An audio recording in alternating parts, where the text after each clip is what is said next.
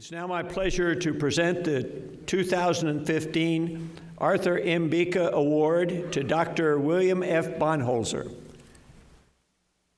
Bill Banholzer is a research professor in Chemical and Biological Engineering Department and an honorary fellow in the Chemistry Department at the University of Wisconsin-Madison, as well as a senior advisor with the Wisconsin Energy Institute. Today, he is honored for his role in strengthening university-industry relationships. His role in the advancement of both university and industry fields is exemplified through his leadership roles at the University of Wisconsin and previously at Dow Chemical, where he was an executive vice president, leading venture capital, new business development, and licensing activities, as well as serving as Dow's chief technology officer. At Dow, Dr. Banholzer initiated a $250 million university research collaboration and championed the Dow Safety Academy to help improve university safety. Before joining Dow, he had a 22-year career with General Electric, where he oversaw worldwide technology and engineering. He continues to strengthen the relationship between universities and industry as a faculty member. Let's welcome Dr. Bill Banholzer on stage to accept the Bueche Award.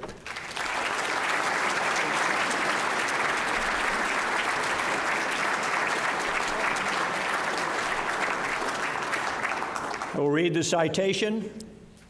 William F. Banholzer is hereby honored as the 32nd recipient of the Arthur M. Bueche Award for his extraordinary record of new products commercialization and improvement in university-industry relationships through innovative intellectual property treatment and joint industry-academic funding. Presented here on the 4th of October, 2015.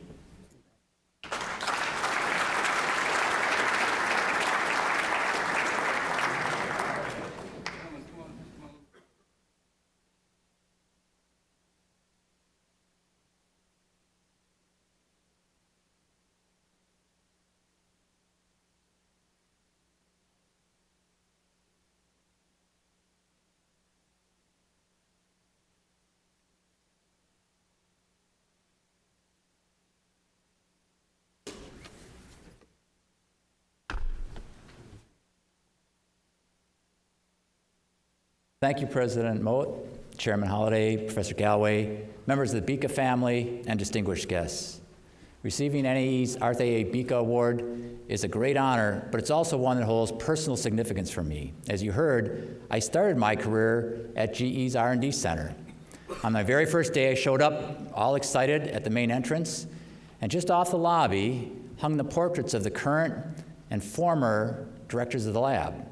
I still remember the awe and intimidation that I felt as I walked past such legendary figures as Coolidge, Whitney, Suits, and of course, Art Bueche. One colleague once told me that Art's brilliance was only matched by his kindness. Over the years, I heard many of Art's contributions, not only to GE, but industrial leadership as a whole. Art was a tireless advocate for the research triangle: government, academia, and industry working together for the benefit of society. He once wrote, "Our business in industrial research is the idea business. If we don't make it possible for people to get, develop, expand, and apply good ideas for the benefit of society, no one else will." Art believed our role as engineers was to better society, not better ourselves, not better our profession, but to better society. We always emphasize impact at NAE. In fact, it's a prime consideration for membership. But I sometimes fear we view papers and citations as impact, and I feel Art expected more. How do we move from idea to impact? To answer this, we must understand the difference between innovation and invention. This can be complicated and confusing. For instance, ask any person on the street who invented the light bulb or telephone, and you'll get the answers: Thomas Edison and Alex Graham Bell. But the fact is, these men did not invent these technologies. Edison was not the first to produce light from a filament. He was, however, the one who designed a system that allowed the filament to survive long enough to be practical. Bell was not the first to transmit sound over a wire. What Bell did was design a practical device that utilized science. We associate these men with these technologies because they made them practical. They found a way to make ideas accessible, reliable, and affordable. Simply put, Innovation is perfecting an invention to the point where it adds value to society, a value people are willing to pay for. Certainly, research based on curiosity is the starting line. Invention is the shotgun start, but innovation is where the race is won. And winning the race is challenging. Getting to the finish line is hard, and never more hard than it is in today's world. What do I mean by that? You might ask, isn't it easier to be an engineer today? We have so many more tools at our disposal. I would argue that is definitely harder. Today's inventors feel a crushing pressure to demonstrate an immediate game-changing application of their discovery. This pressure starts at funding agencies. Unfortunately, this has the potential to result in a failure to exercise what I call engineering discipline. There is an immense difference between what is possible and what is practical. People sometimes extrapolate results and make exaggerated claims.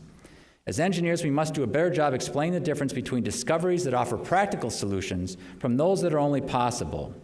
The pressure to find an expedient technology solution cannot be a substitute for engineering judgment. Let me give you 2 examples to help clarify what I mean.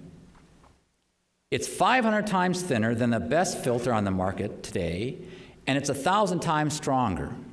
The energy that's required and the pressure that is required to filter salt is 100 times less. This is a recent quote describing the use of graphene to desalinate water. Clean water, a real-world challenge, as we heard, combined with graphene, a sexy Nobel-winning material, and reduced energy make for a great headline.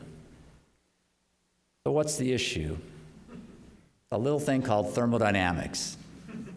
We have been very successful at reducing the energy requirement for desalination using reverse osmosis. But our ability to reduce that energy requirement is fundamentally constrained. The minimum work required to overcome the entropy created when salt dissolves in water defines the energy entitlement. Claims that graphene or carbon nanotubes have property that make water move rapidly through them have incorrectly been extrapolated to conclude this can dramatically reduce the energy required for desalination. But desalination is simply not a filtration problem. It's a thermodynamic one. Today's systems are within a factor of 2 to 4 of this non-negotiable limit. The above quote is regrettable because it's so clearly wrong. There is simply no 100x reduction in energy possible. More recently, a novel process was discovered in which light from blue LEDs drives a particular chemical transformation. The inventor of the process publicly stated that it might be useful for the production of commodity chemicals. The suggestion that LEDs could be used to manufacture commodity chemicals should raise some immediate concern. The problem, the cost of photons. Isobutyl alcohol is an example of one of the commodity chemicals that was found in this work. But isobutyl alcohol has a market value of approximately 26 cents a mole. And photons cost 2 cents a mole at an energy price of 9 cents a kilowatt hour. So no more than 11 photons per molecule can be consumed before electricity alone costs more than the product molecule is worth. Add to this the fact that the absorption by the dyes used in this work had been previously studied and shown to have a low probability of excitation. In fact, this experiment took 96 hours. Elevating this albeit novel and interesting chemistry to the level of commercial significance is another example of a serious lack of engineering judgment.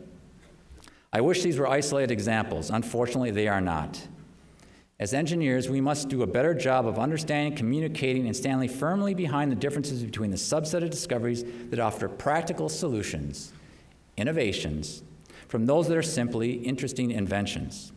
The best way to maintain this accountability is to continue to uphold the strong, open connection between government, academic, and industrial engineering. There's one additional responsibility the research triangle has, the responsibility to work safely.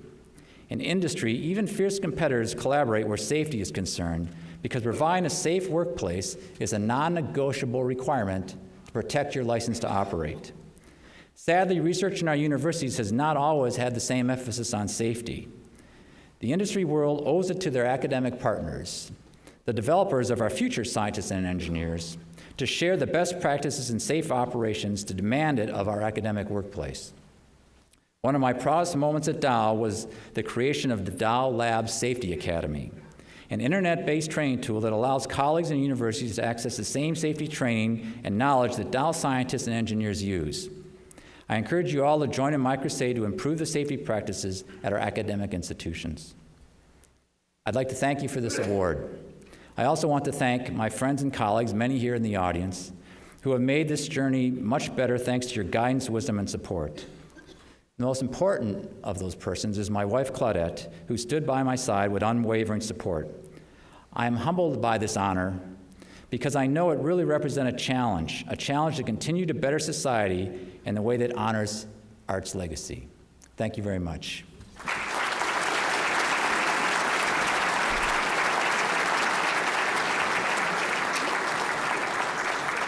Thank you very much for, again, inspiring words and a dose of realism as we move forward in this profession.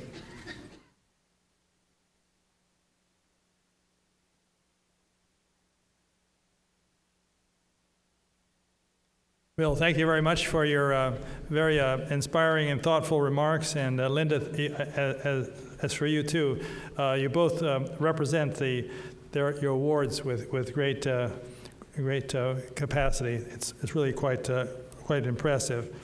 And Jerry, thank you and your committee also for your work in the selection process and the careful work that's required to do so.